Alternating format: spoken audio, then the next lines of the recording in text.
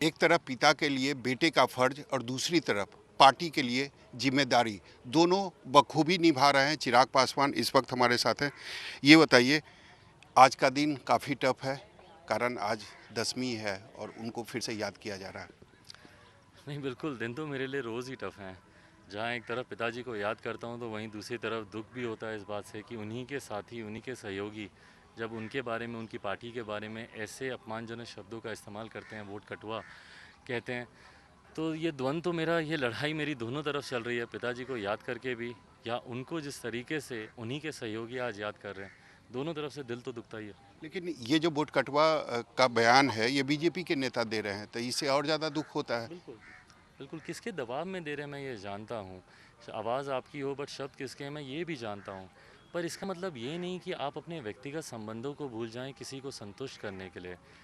और इस तरीके के आप कीजिए ना मेरा विरोध, मैंने कब मना किया? आप कीजिए, आपने बोला तस्वीर नहीं लगानी, मैंने कभी लगाई नहीं तस्वीर। आप मुझे बोलिए, आप मेरी नीति का विरोध कीजिए जितना करना, और मैं आज के बाद से मैं स्वतंत्र करता हूँ। भारतीय जनता पार्टी के जितने नेता हैं खुलकर, और वो अपना गठबंधन धर्म निभाएं, ये ज़रूरी भी है।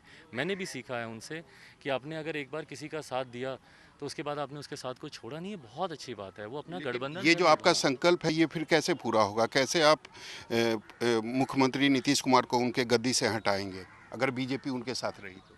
बीजेपी उनके साथ तब रहेगी जब उनके साथ संख्या भी होगी। चुनाव के बाद अगर माननीय मुख्यमंत्री जी का खाता ही नहीं खुला या वो संख्या ही नहीं आई, तो सरकार कैसे बनेगी? सरकार बनने के लिए संख्या, और जिस तरीके से आक्रोश है जनता में, संख्या सरकार के पास आए। मुझे नहीं लगता सरकार का मतलब जदयू, मुझे पूरा विश्वास है कि भाजपा के तमाम प्रत्याशी बहुत अच्छा प्रदर्शन करेंगे और तमाम प्रत्याशियों को मेरा समर्थन भी है। कल मैंने अपनी छोटी बहन जमुई से जो चुनाव लड़ रही हैं, श्रेयसी जी, हाँ, उनके उनके प्रति लिए भी मैंने ट्वीट अपना किया आपने। समर्थन किया। और मैं ये समर्थन भाजपा के हर एक प्रत्याशी के लिए करूंगा, और हर एक जगह जहाँ पे भाजपा के प्रत्याशी चुनाव लड़ रहे हैं वहाँ पर मेरे कार्यकर्ताओं से मेरा अनुरोध होगा कि उस वहाँ पर उन सीटों पर उनका समर्थन करें।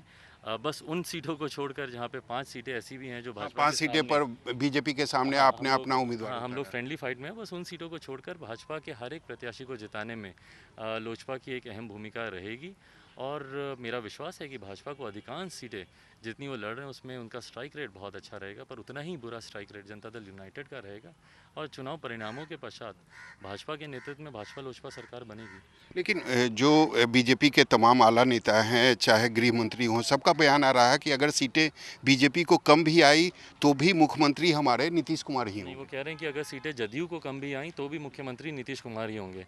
पहली बात तो ये बात का एहसास हो रहा है सबको। उस दिन सुशील मोदी जी ने भी जैसे कहा कि भले संख्या कितनी हो मुख्यमंत्री यही होंगे, भले संख्या कितनी हो मुख्यमंत्री यही होंगे, तो मतलब ये जान रहे हैं कि भैया मुख्यमंत्री की सीटें कम होने वाली हैं। बट बहरहाल जैसा मैंने कहा कि ये परिणाम ही बताएंगे, बट मेरा विश्वास है, और मेरा विश्वास मेरी जनता से ही आता है। बिहारी ही मुझे इस बात का विश्वास देते हैं कि चुनाव परिणामों के बाद जदयू खाता खोल ले बहुत बड़ी बात है, दहाई का आंकड़ा पार कर ले बहुत बड़ी उपलब्धि होगी। पर उसके बाद जो संख्या सरकार बनाने के लिए होगी वो सिर्फ भाजपा और लोजपा के पास ही होगी। ये बताइए कि एक दिन पहले जो पारस जी का बयान आया था, तो कहीं ऐसी बात तो नहीं है कि परिवार के अंदर ही नीतीश कुमार को लेकर दो राय बन गई है? नहीं, बिल्कुल भी नहीं। पारा चाचा ने उसका क्लैरिफिकेशन दिया है। क्या वो कहना चाह रहे थे और किस तरीके से बातों को लिया गया, बट बहरहाल इस पे और स्पष्टीकरण चाहिए तो मुझे लगता है पारस चाचा अच्छे से और देंगे। परिवार में इस बात को लेकर कोई परिवार में या पार्टी में टूट वाली कोई स्थिति नहीं है? निरंतरता में मुख्यमंत्री ने प्रयास किया कि कैसे वो मेरी पार्टी को तोड़ें। आज से नहीं, महीनों से, बल्कि चुनाव में तो पहले हमारे सांसद जीते ही नहीं, इसके लिए मुख्यमंत्री प्रयासरत थे। विश्वासघात तो उसी वक्त मुख्यमंत्री ने हम लोगों के साथ किया था। पर आज भी वो प्रयासरत हैं कि किस तरीके से मेरी पार्टी को तोड़ें। लंबे समय से वो प्रयासरत रहे हैं, ना वो तब सफल हो पाए थे, ना अब हो पाएंगे।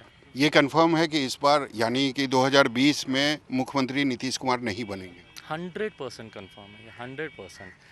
बिहार की जनता ही उन्हें बनता हुआ नहीं देखना चाहती, और जब तक जनता का समर्थन आपके साथ नहीं, और आप सब भी फील्ड में आप सब देख ही रहे होंगे कितना आक्रोश है मुख्यमंत्री के नाम पर। एक आखिरी सवाल, कब से आप चुनाव प्रचार में निकलेंगे, क्योंकि बिहार की जनता जो है वह इंतजार कर रही है? 21 तारीख से, अभी 2 दिन की रस्में और हैं। कल गांव जाऊंगा पापा को लेकर, उनकी अस्थियों को लेकर, और उसके बाद 21 तारीख से अभी भी खैर रणभूमि में ही हूँ। कुछ समय जो कार्यक्रम होते हैं पूजा पाठ के, विधि विधान के, वो करता हूँ। बाकी समय बाहर लड़ाई करता हूँ। संभाल के चलने की कोशिश कर रहा हूँ अपने आप को, ताकि कहीं पर भी मैं कमज़ोर नहीं पड़ूँ, ना पारिवारिक क्षेत्र में ना ही राजनीति के क्षेत्र में। पर हाँ, 21 तारीख से पूरी तरीके से जनता के बीच में हूँ। 21 तारीख से पूरी तरीके से जनता के बीच जाऊंगा। हमारे साथ थे चिराग पासवान। इनका कहना है कि 2 दिन का जो पिता के लिए फ़र्ज है वह बाकी है। 2 दिन जब ये फ़र्ज खत्म हो जाएंगे, यानी मैं उस फ़र्ज को निभा लूँगा, उसके बाद बिहार की जनता के पास जाऊँगा।